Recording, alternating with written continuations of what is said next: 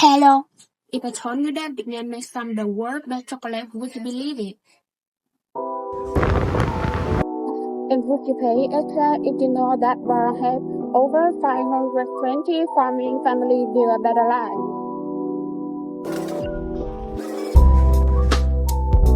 That's the story of Marou.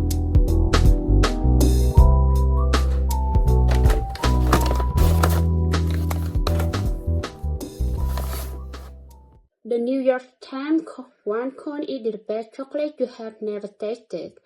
The single sentence put them on the global map. But how did two French guys create a world-class brand in the jungle of Vietnam? Samuel Marou, a finance professional, and Vincent Marou, a talented advertising executive, abandoned their chosen path to embark on a journey of self-discovery in Vietnam. They met by train during a camping trip in the jungle of Vietnam, and their conversation laid the foundation for the birth of Marou chocolate. And so, in 2011, the journey truly began, not in a lab, but inside the old Citroen Lada car, hunting for the finest cacao beans across the rural Vietnam. Back then, Vietnam cacao industry was invisible, but Marou flipped the script. They decided to make the chocolate right where the bean grew, that it bean to bar. Pioneer enterprise in Asia, and one of the few worldwide crafting chocolate at its source. Marou success isn't just about a day, it's read on three pillars: people, planet, and profit. First, people. Marou go beyond standard fair trade to transparent direct trade.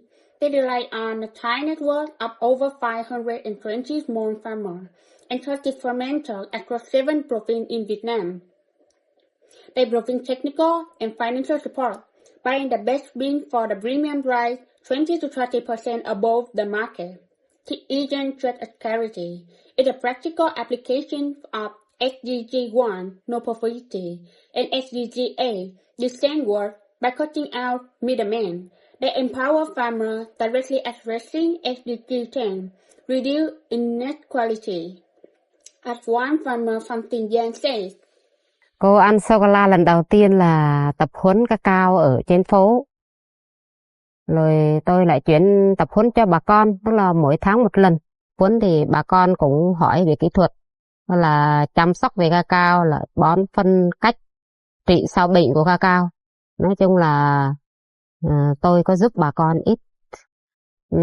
Tôi rất vui vì tôi sản xuất cái hạt cacao từ vườn tôi là khắp nước thế giới người ta biết. Second, the planet. They use agroforestry, growing cacao alongside native trees. They have planted exactly 12,986 seed strains, achieving an average density of 145 trees per hectare. The approach actively supports SDG 13, climate action, and SDG 15, life on land, by restoring biodiversity and soil health. Even the packaging tells a story. It's plastic made from recycled cacao head. This is a perfect example for circular economy, where waste is back into value, supporting SDG 12, responsible consumption. And yet, this ethical approach is profitable. Before the pandemic 2020, domestic sales skyrocketed from the 25% to 85% of total revenue. This reflects the guiding principle, doing good, saying good. It through Project Karma theory of creating shared value, showing that doing good doesn't compete with the profit, it fuels. But here is where the story gets tricky. When Marou entered the UK, one of the world's top chocolate consumers, they hit the world. They had already established a reason with specific UK retailers and set clear policies like free delivery on order over £120 in the UK. However, in the UK market, it's grown with ethical giants like Tony Chocolonely. UK shoppers are skeptical. They have seen too much greenwashing. They might say, "Your story sounds nice, but show me the proof." In the UK, certifying through SDGs isn't just a bonus. It is a minimum standard to play the game. The challenge is real. If inflation hits, can a premium brand like Marou survive? To win here, Marou needs to evolve. So how do they break through? I propose a strategy called Sell with Soul. It has 4 steps. 1. Look over promise. Stories are great, but data better. Every bus should have a QR code linking to Impulse dashboard. One can you can see the farm, the exact contribution to SDG target, and the carbon footprint. Total transparency. 2. Make trial easier. You can support to try before they commit. Marou should launch an everyday ethical line, minibar 30 to 40 gram, price at 3 to 4 pounds. It's an accessible and try upon. 3.